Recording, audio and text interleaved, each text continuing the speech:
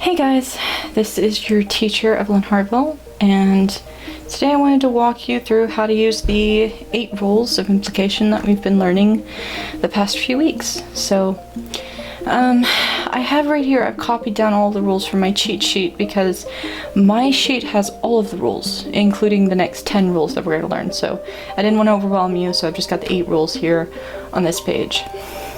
Now it's really useful to make a page like this just to have all the rules in one place. Personally, I'm one of those people who double guesses myself all the time, constantly.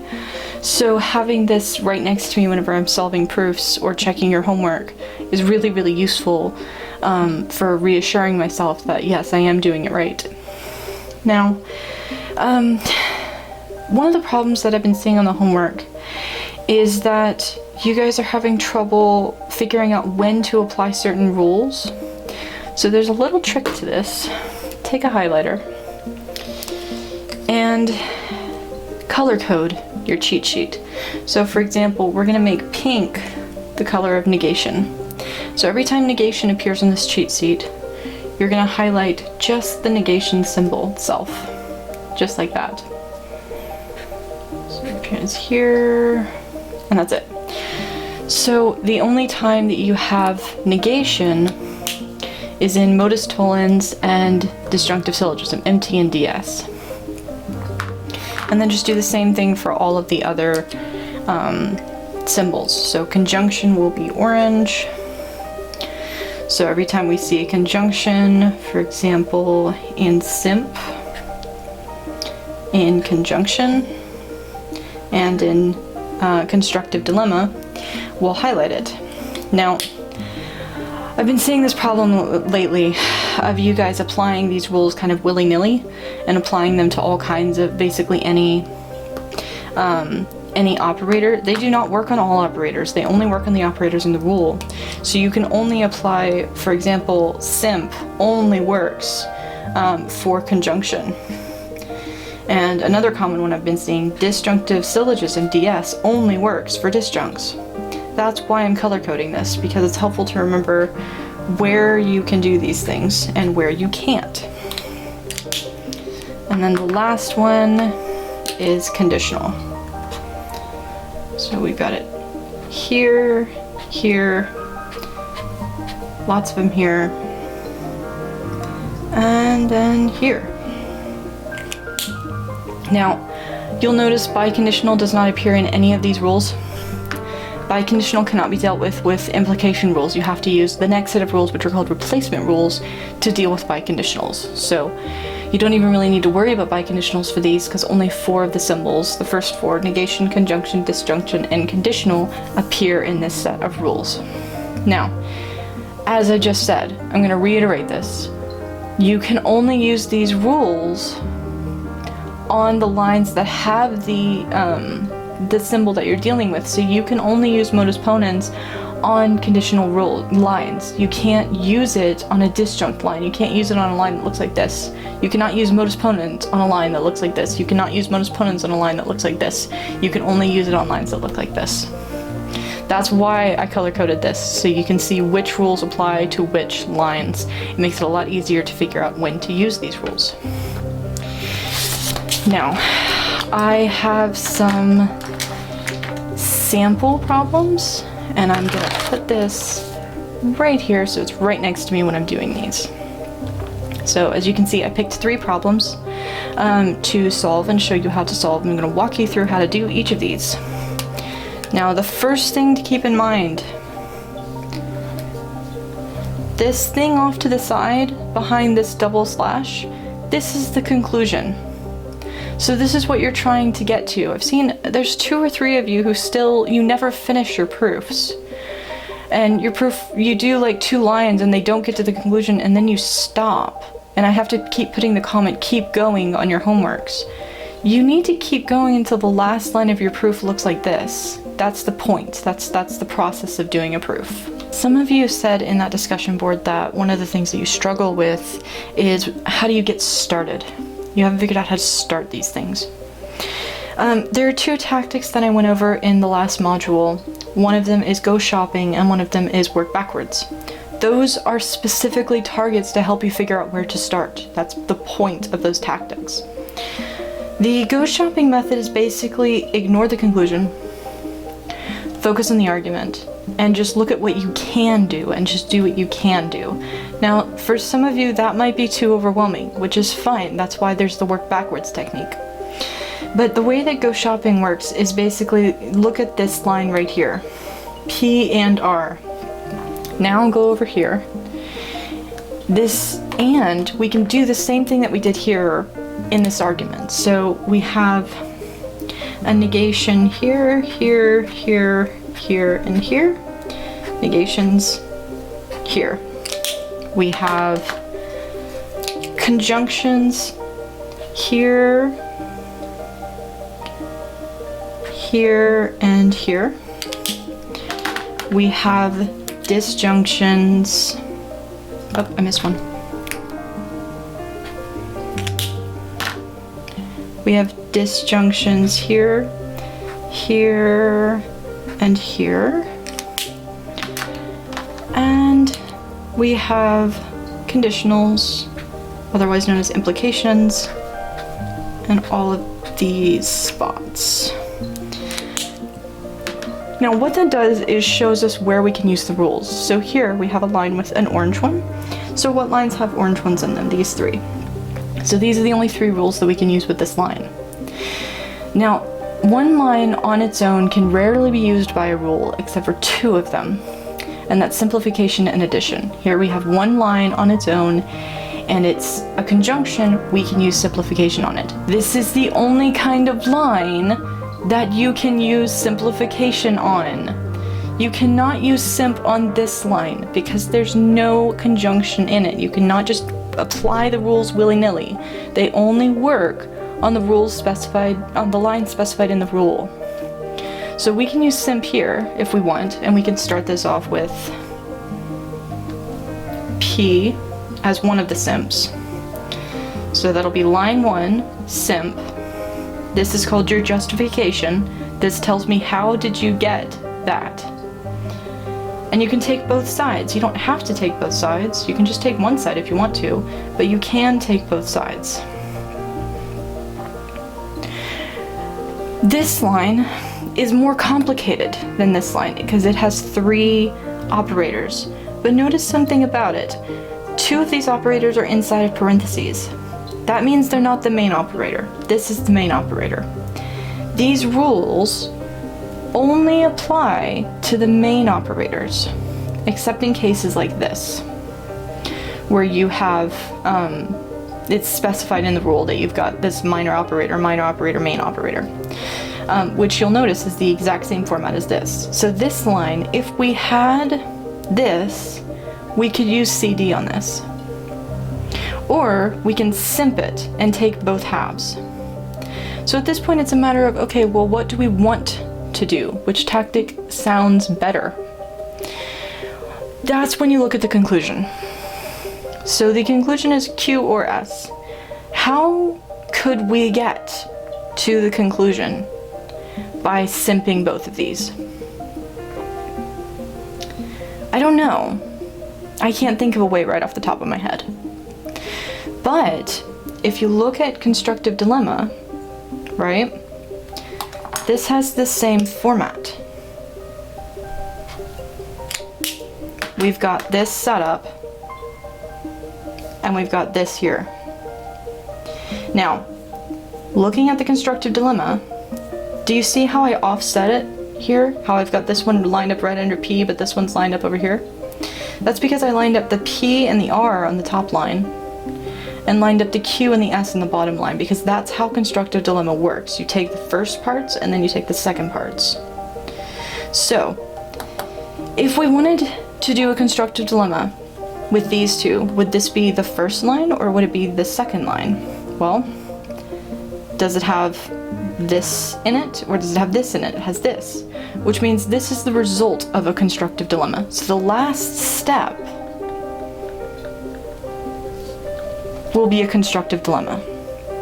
That's what that tells us. Now, how do we set that up? Well, This is what it's supposed to look like, right? We have this line, we have this line, we need this middle line right here. So we need P or R. Well, we have P and R. Can we just use that? No. No, no, no. Remember, it only works when the operator specified. These are two different operators. You cannot just use line 1 to do a CD on line 2. It doesn't work that way. We have to create P or R. Well, we've got P and we've got R. Could we just conjoin them? No, because we need this, and conjunction gives us this. So conjunction's not going to work. Which of the rules can result in one of these? Well, constructive dilemma can. Disjunct uses one and breaks it down, so we don't want that. But addition can do this. The way addition works is you take any line, like P, and you add literally whatever you want. Whatever you want, it doesn't matter. You can add anything to an addition. So we're gonna go line 5, P, or whatever we want.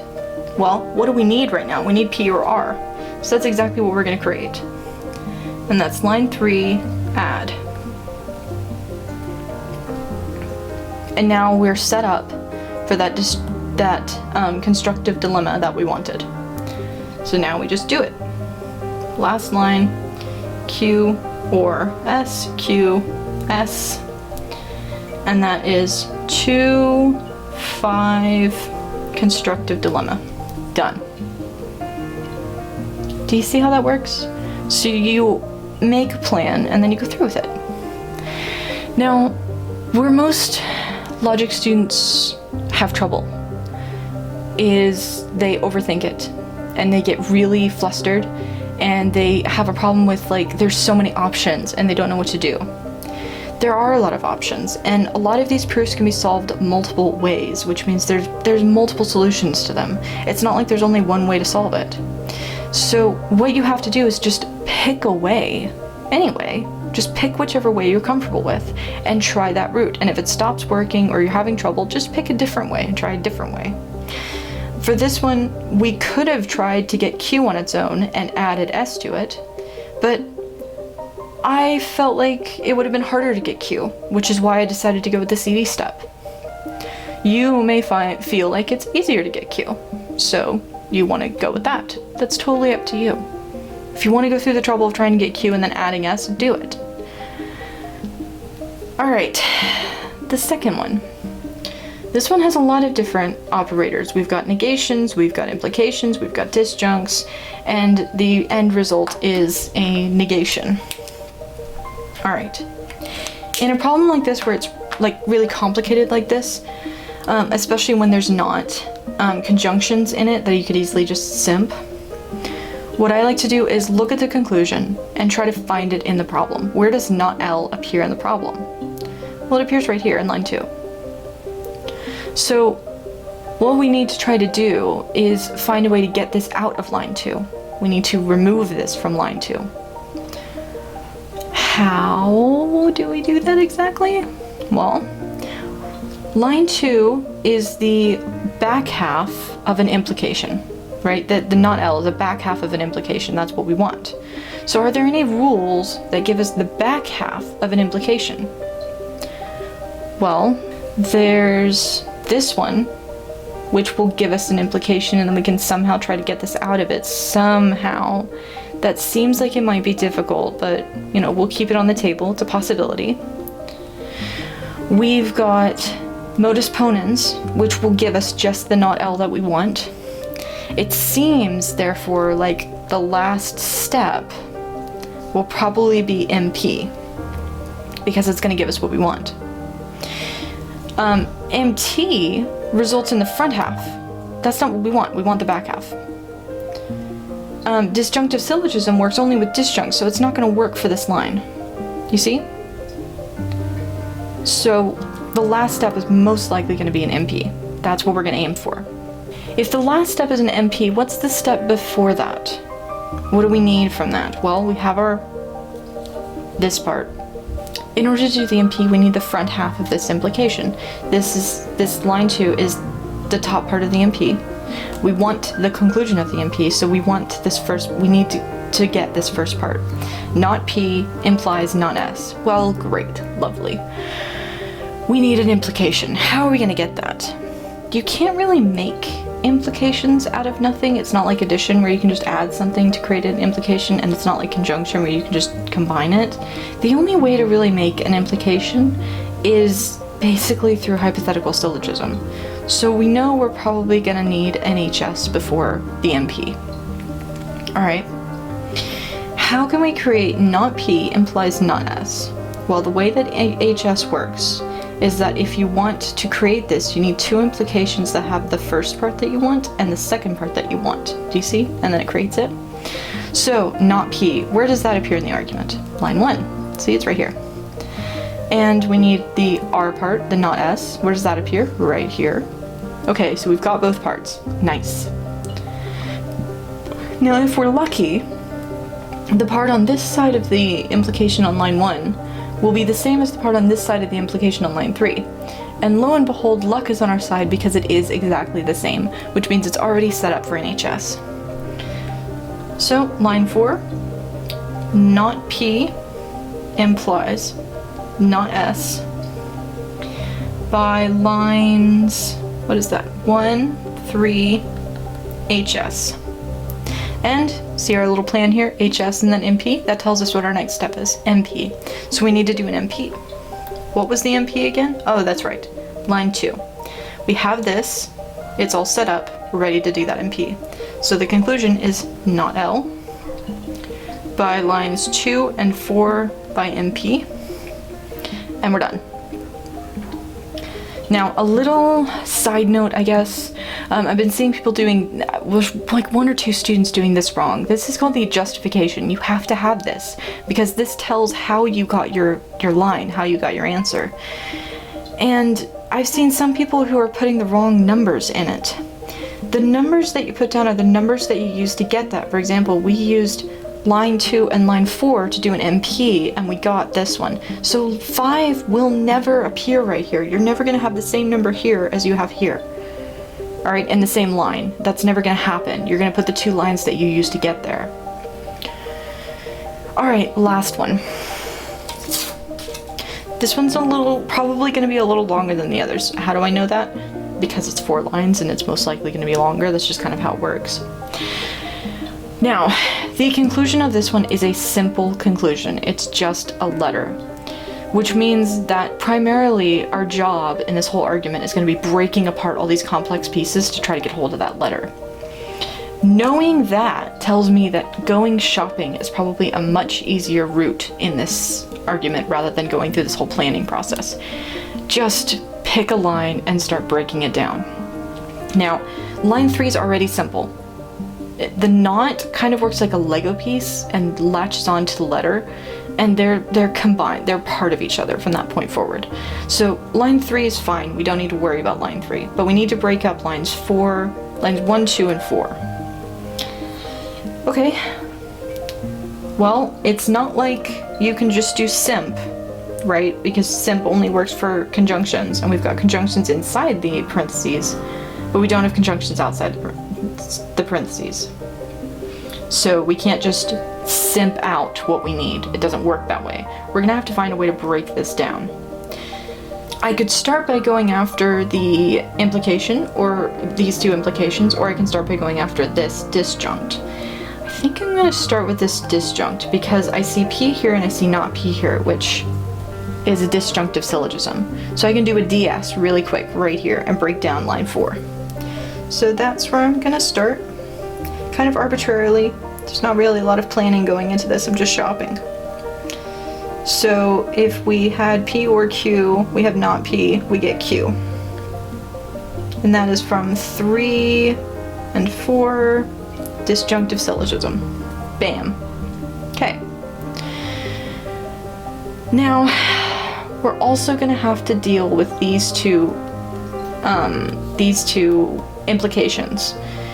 How are we going to deal with them?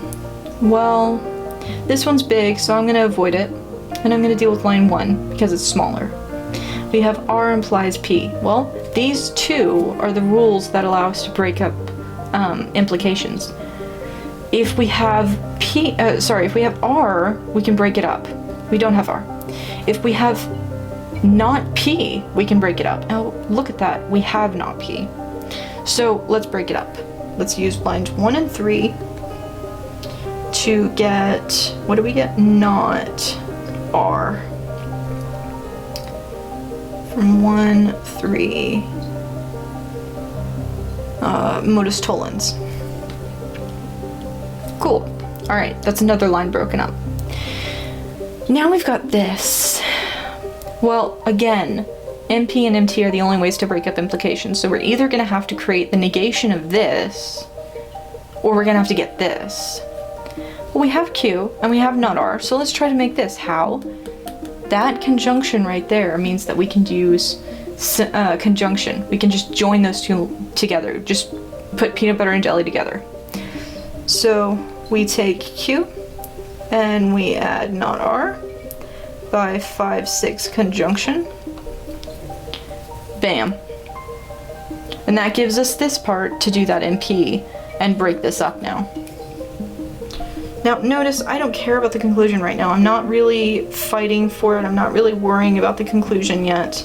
I'm just worrying about breaking up these lines, and that's really the primary purpose and primary goal right here with this strategy with shopping. What did I just do? Oh, MP. Okay, now what? Well, we've broken up these lines.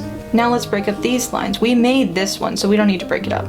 But this one, we got it, and we could really break it up. And oh, look at that. It just so happens to be the case that if we were to use simplification here, we would get the conclusion. So that is the last step. So that was line 8, simp. Done. Alright, hopefully that was helpful. Maybe it wasn't. I did not cover translation in this because I feel like that works better on paper. Really, honestly, I feel like the translation notes that I made were clearer than I could possibly be doing this on a video. I just don't think I could do that better on a video. I just think that writing is better to explain the translations. Remember to first identify the operators. That's the first step in a translation, to identify the operators. From there, it should be pretty easy to break it down. I hope this was helpful. Let me know if you want me to do another video. Tell me if this was not helpful, because that would be very useful to know. If this didn't answer your question or something, just let me know and I'll try to make another video and do it better.